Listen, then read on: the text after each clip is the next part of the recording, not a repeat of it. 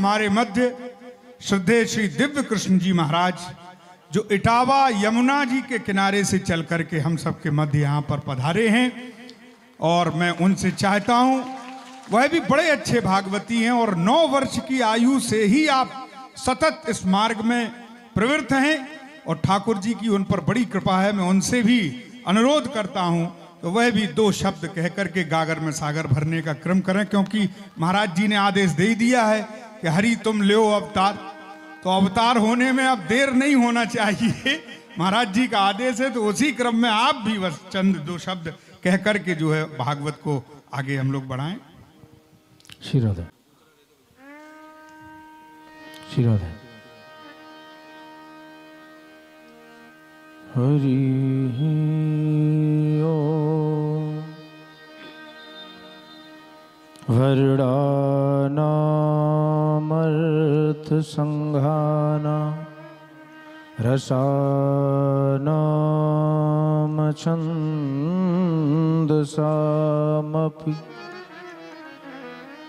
मंगलानाम च कर्तारो वंदे वाणी विनायक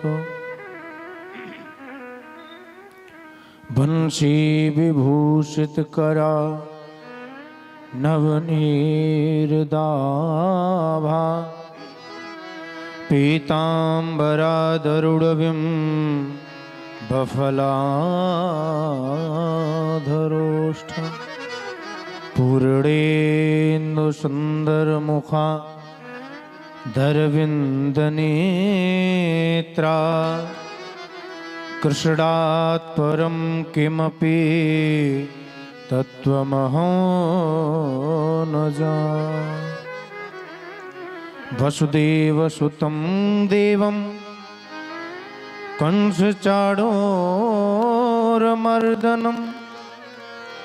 देवकी परमानंदं कृष्णं वंदे जगत्। परमाध्यक्ष अनंत कोटि सर्वेश्वरेश्वर श्री बालकृष्ण भगवान श्रीमद् भागवत महापुराण, उपस्थित सभी संत विद्वतजन और व्यासपीठ पर विराजित हमारे परम पूजनीय महाराज श्री धन्वंतरी दास जी महाराज और मंच पर आसीन संत भगवान और समस्त संगीत कलाकार बंधु एवं समस्त श्रोता बंधु, भक्ति स्वरूपा प्रेम की प्रतिमूर्ति माताएं बहन, हम सबका ये परम सौभाग्य है कि भगवान की ये पतित पावनी, ये दिव्य गंगा प्रवाहित हो रही, जिसका हम सब परम आनंद प्राप्त कर रहे। अब पूज्य महाराज श्री विराजित हैं व्यासपीठ पर, वो सब आपको सुना ही रहे हैं। बस 2 शब्द जो भी हरि इच्छा से हृदय में भाव आया वो आप श्रवण करेंगे। इससे पहले 2 बार भगवान नाम संकीर्तन का आश्रय लिया जाए।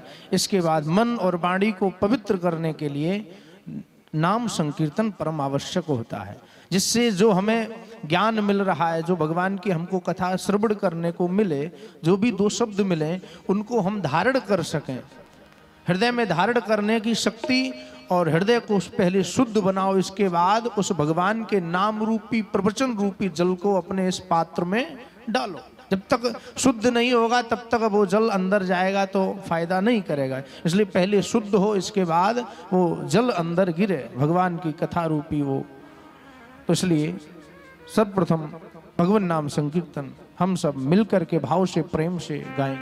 हो जय जय राधे राधे गोविंद गोविंद राधे, जय राधे राधे गोविंद गोविंद राधे, जय राधे राधे गोविंद गोविंद राधे, जय राधे राधे गोविंद गोविंद राधे। गोविंद राधे गोपाल राधे, गोविंद राधे गोपाल राधे, गोविंद राधे गोपाल राधे गोविंद राधे गोपाल राधे श्री राधे राधे गोविंद गोविंद राधे जय राधे राधे गोविंद गोविंद राधे श्री राधे राधे गोविंद। दोनों हाथों से ताली बजाते हो।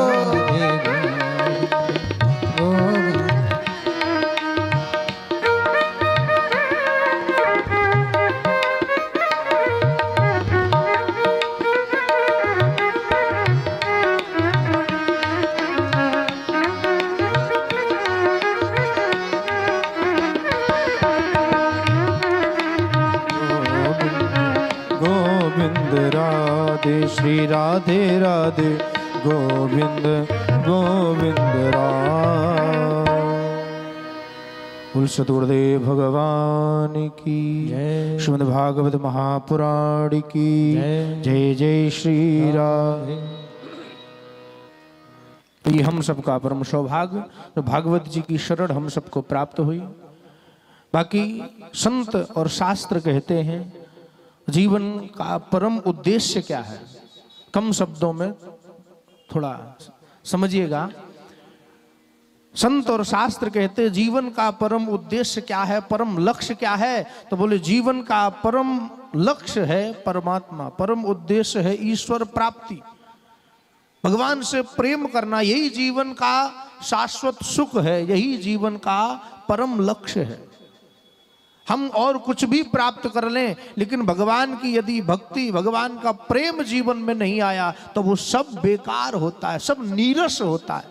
लबड़ बिना बहु व्यंजन जैसे, जैसे कितनी भी बढ़िया कोई भी प्रसाद बनाओ, कितनी बढ़िया सब्जी साग बनाओ और उसमें एक वस्तु न डालो, एक चीज न डालो, क्या बोले नमक, और नमक न डालो सब्जी में, उस साग में, तो उसमें स्वाद नहीं आ सकता है। और उस नमक को संत महात्मा कहते राम रस। तो जब तक हम अपने इस जीवन में राम रस, कृष्ण रस, ये जब तक भगवान के नाम रूपी रस को नहीं डालेंगे, उनकी भक्ति को हृदय में नहीं धारण करेंगे, तब तक हमारा जीवन में स्वाद नहीं आए। तो इसलिए भगवान के नाम का आश्रय हमको लेना पड़ेगा। बगैर भगवान से जुड़े, बगैर भगवान की तरफ मुड़े काम चलने वाला नहीं है। बाकी अन्य जो हम अपने जीवन में करते हैं वो तो पशु भी करते हैं कई बार।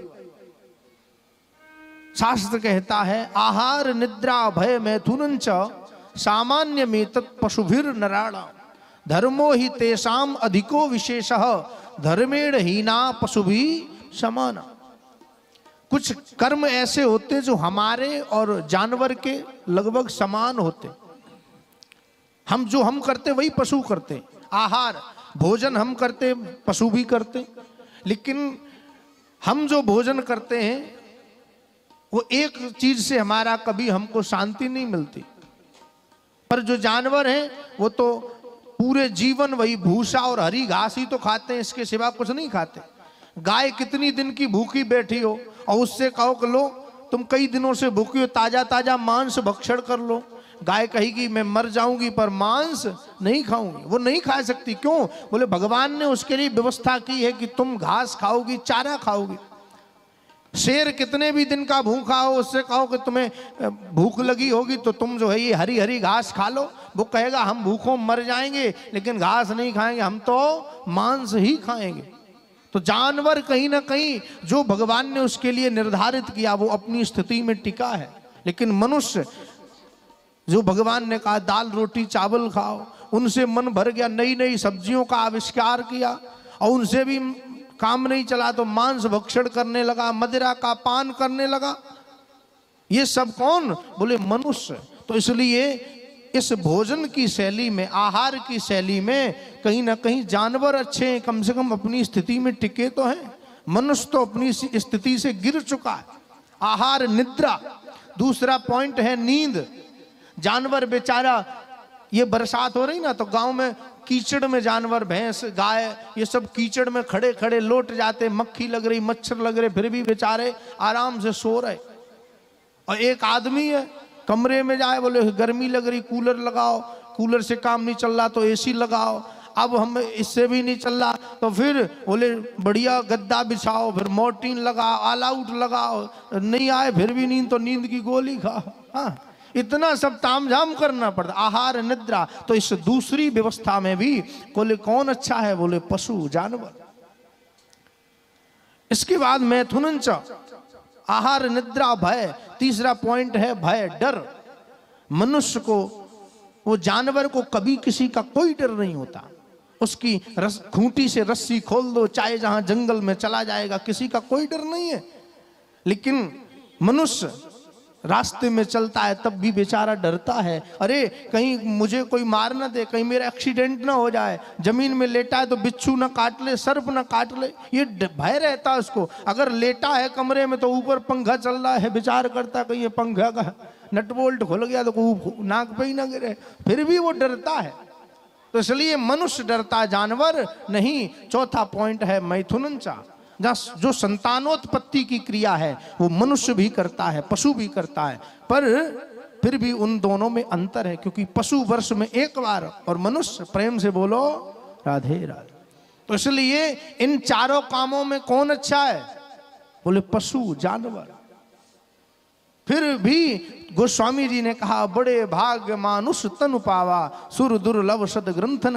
बड़े भाग्य से मिला है, क्यों, बोले धर्मो ही तेसाम अधिको विशेषा, धर्मेण हीना पशु भी समाना।